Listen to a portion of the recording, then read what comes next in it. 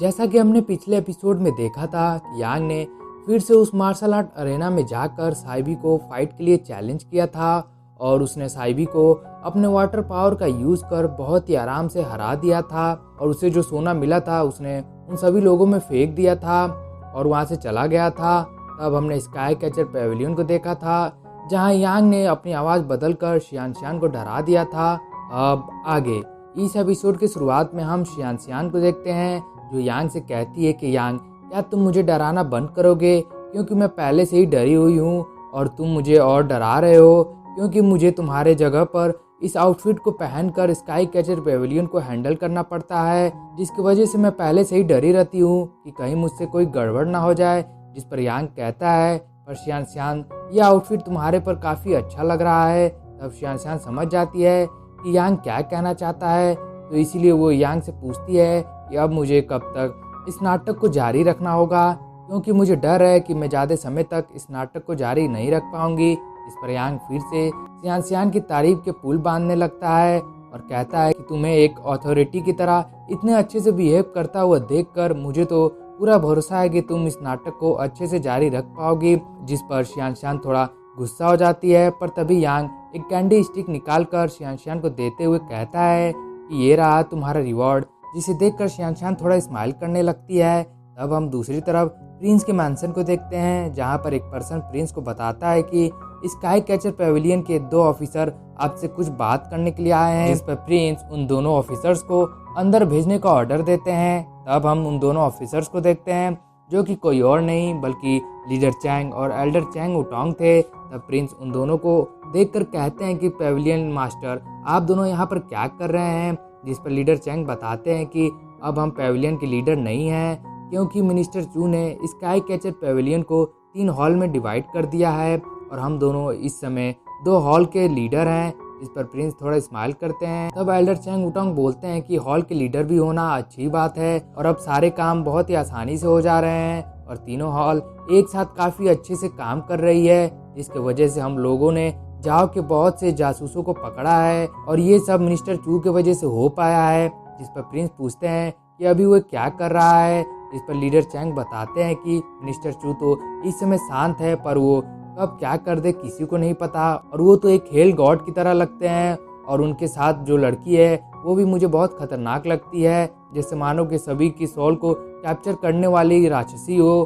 तब Elder Chang उटोंग बोलते हैं कि अब तीनों हॉल एक साथ काफ़ी अच्छे से काम कर रहे हैं और मिस्टर चू भी पर्सनली सभी सोल्जर्स को मार्शल आर्ट स्किल सिखा रहे हैं और हम उन्हें चू यान लुओ बुलाते हैं और उनके वजह से सभी धीरे धीरे कर इम्प्रूव हो रहे हैं। जिस पर लीडर चैंग भी बोलते हैं कि आप सही बोल रहे हैं कि मिनिस्टर चू की वजह से हमारी कल्टीवेशन बहुत इम्प्रूव हुआ है और उनके नॉन स्टॉप ट्रेनिंग की वजह से मेरे कमर में दर्द होने लगा है। जिस पर प्रिंस बोलते हैं कि ऑफिसर चैंग, मुझे तो लग रहा है कि आपकी कंप्लेन इस हार्ड ट्रेनिंग को लेकर है। जिस पर लीडर चैंग प्रिंस से डरते हुए कहते हैं कि नहीं, ऐसी बात नहीं है और एल्डर चैंग उटोंग भी बात को बदलने के लिए वो लीडर चैंग से बोलने लगते हैं कि मुझे लगता है कि अब तुम्हें अपनी प्रैक्टिस करना छोड़कर अपनी कमर को आराम देना चाहिए और तुम्हें अपनी बात करने की ट्रेनिंग स्टार्ट कर देनी चाहिए। तब हम दूसरी तरफ शियान को देखते हैं जो उस सैलरी बुक को दिखाते हुए कहती है कि मैंने इसे अच्छे से पढ़ लिया है। इस पर यांग पूछता है, तो क्या तुम्हें समझ में आ गया है कि जिसकी इनकम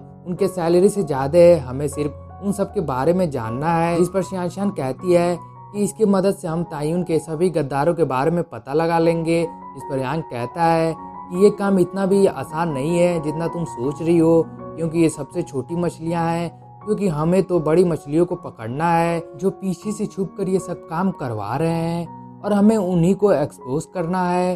तब शियान फिर से उस सैलरी बुक को पढ़ने लगती है और यांग वहाँ से धीरे से भाग जाता है और इसके बारे में शियान को भी पता चल जाता है। तब हम जाओ के चांसलर डाइवू किंगरू को देखते हैं, जिसके पास एक एल्डर जाकर उसे तायुन का रिपोर्ट देते हैं, जिसे पढ़कर डाइवू किंगरू गुस्सा हो जाता है और कहता है कि मुझे तो भरोसा ही नहीं हो रहा है कि इस चू यानलुओ ने तायुन में मेरे इतने मेहनत से बनाए इंटेलिजेंस नेटवर्क को इतनी आसानी से खत्म कर दिया है।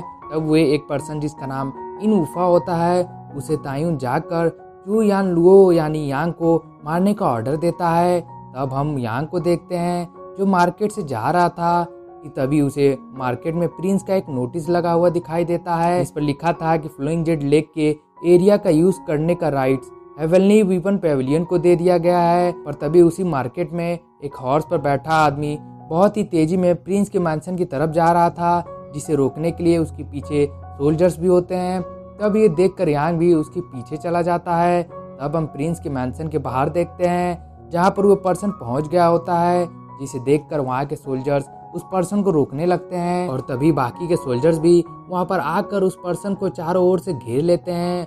और वो पर्सन मिडल थ्री रियाल्म के मो फैमिली से बिलोंग करता था और इसका नाम मो चेंगयू था। पर तभी एक सोल्जर उन पर अटैक कर देता है और एल्डर मो उस सोल्जर की स्पीयर को पकड़कर घुमाकर फेंक देते हैं। और तभी यांग भी वहाँ पर पहुँच जाता है, पर वो छुप कर वहाँ से सब कुछ देखने लगता है। तब कुछ सोल्जर फिर से एल्डर मो पर अटैक कर देते हैं, पर एल्डर मो सिर्फ अपने हाथ से अटैक कर सभी के स्पीयर के टुकड़े कर देते हैं, जिसे देखकर यांग कहता है कि इसकी कल्टीवेशन तो मुझे बहुत ज़्यादा लग रही है और ये मुझे लोअर रियाल्म से भी नहीं लग रहा है। तब मैंसन के अंदर से और भी सोल्जर्स बाहर आ जाते हैं।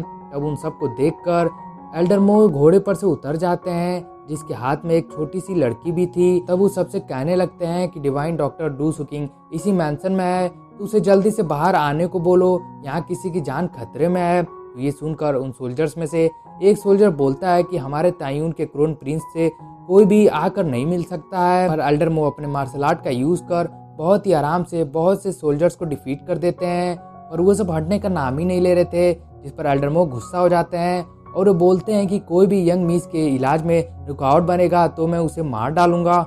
और ये बोलकर वो अपने पावर को रिलीज कर देते हैं, जिसकी वजह से वो सभी सोल्जर्स नीचे गिरकर बेहोश हो जाते हैं, जिसे देखकर यांग सोचता है कि इतना इंजर्ड होने के बाद भी अपने पावर को अच्छे से कंट्रोल कर रहा है। पर एक सोल्जर सही सलामत होता है।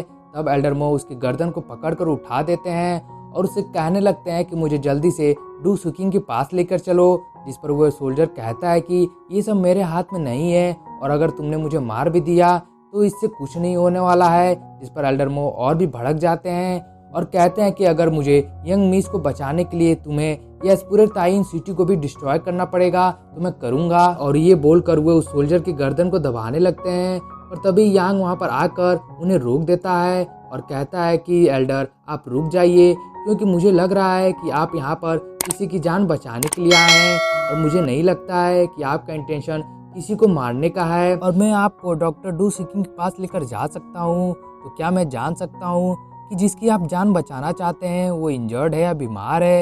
इस पर एल्डर मो उस सोल्जर को छोड़ देते हैं और कहते हैं कि बीमार होने के साथ ही इंजर्ड भी है, और अगर कोई भी डॉक्टर इसे ठीक कर पाता तो मैं यहाँ पर ताइन सिटी में नहीं आता। तब वो भी इंजर्ड होने की वजह से खांसने लगते हैं, जिसकी वजह से यांग को उस छोटी लड़की का लॉकेट दिख जाता है, जिसे देखकर यांग समझ जाता है कि ये जूवी है और वो जूवी का नाम भी लेता है। जिस पर एल्डर मो थोड़ा सतर्क होते हुए पूछते हैं कि तुम मेरी यंग मीस को कैसे जानते हो। जिस पर यांग चुप हो जाता है और थोड़ा सोच कर कहता है कि एल्डर मैं आपकी मदद कर सकता हूँ, और फिर भी अगर आपको मुझ पर भरोसा ना हो तो मैं अपने लाइफ की कसम खाकर कहता हूँ कि जूवी का इलाज डॉक्टर डू सुकिंग के हाथों से होगा। और यांग जूवी को लेने के लिए अपने हाथों को आगे बढ़ाता है। तब एल्डर मो थोड़ा सोचने के बाद यांग को जूवी को दे देते हैं और कहते हैं कि अगर इसके पीछे तुम्हारी कोई और चाल हुई तो मैं तुम्हें मार डालूंगा, भले ही इसके लिए मुझे अपनी जान क्यों ना देनी पड़े। तब यांग जूवी को लेकर उन सभी सोल्जर्स को स्काई कैचर पेविलियन के टोकन को दिखाता है और कहता है कि स्काई कैचर पेविलियन का मामला है और जो भी मुझे रोकने की कोशिश करेगा वो मारा जाएगा। तब ये सुनकर वो सभी सामने से हट जाते हैं और एल्डर मो और यांग प्रिंस के पास पहुंच जाते हैं। तब प्रिंस पूछते हैं कि क्या हुआ है और वो उन सोल्जर्स को भी वहां से जाने को बोलते हैं। तब यांग प्रिंस से कहता है कि प्रिंस आपसे मेरी एक रिक्वेस्ट है कि आप प्लीज डॉक्टर डू सुकिंग को मेरे एक फ्रेंड की इलाज करने को बोल दें, क्योंकि इसकी लाइफ अभी खतरे में है। तो प्रिंस तुरंत उसे डॉक्टर डू सुकिंग के पास लेकर जाते हैं, जहाँ जाकर वो तुरंत गेट खुलवाते हैं। तब एल्डर गाओ बाहर आते हैं और डॉक्टर डू सुकिंग बाहर आ जाते हैं, जिसे देखकर यांग कहने लगता है कि एल्डर गाओ एल्डर डू सुकिंग प्लीज़ जल्दी कीजिए और इसे बचा लीजिए। तब एल्डर डू सुकिंग उसे अपने साथ आने को बोलते हैं। तब हम दूसरी तरफ डाइवी किंगरू को देखते हैं, जो कहता है कि ये चू यान लुओ तो काफ़ी स्ट्रॉन्ग ओपोनेंट निकला, पर कोई बात नहीं, हम भी इस गेम को इसके साथ आखिरी तक खेलेंगे। तब हम तान को भी देखते हैं जो पहले से बहुत ज़्यादा पावरफुल हो गया था। तब हम डॉक्टर डू सुकिंग और एल्डर गाओ को देखते हैं जो कि जूवी का इलाज कर रहे थे। और कमरे के बाहर हम एल्डर मो और यांग को जूवी को लेकर थोड़ा परेशान देखते हैं। जिसके बाद हम प्रिंस को देखते हैं जो कुछ सोच रहे थे और तब वो कहते हैं कि चू यांग, लगता है कि ये लड़की तुम्हारी कमजोरी है। और तब हम यांग को देखते हैं जो अपने पेरेंट्स के छोड़े जेड पेंडेंट को अपने हाथ में लेकर सोचता है कि आज तक किसी ने एक ही लाइफ को 2 बार नहीं जिया है, पर मुझे ये मौका मिला है तो मैं ऐसा कोई भी काम नहीं करूँगा जिसकी वजह से मुझे रिग्रेट हो। और मैं चू यांग ये कसम खाता हूँ कि मैंने अपने पिछले लाइफ में जो कुछ खोया है उसे मैं फिर से पाऊंगा और जिससे भी मैं अलग हुआ हूँ उन सब से फिर से जुड़ने की कोशिश करूंगा। और यहाँ के ये कहते ही हमारे ये एपिसोड और ये सीज़न 1 यहीं पर ख़त्म हो जाता है। दोस्तों ये सीज़न 1 का आखिरी एपिसोड था और जब भी इसका सेकंड सीज़न रिलीज़ होगा मैं आप लोगों के लिए जल्द ही एक्सप्लेन कर दूंगा। तब तक के लिए सायोनारा।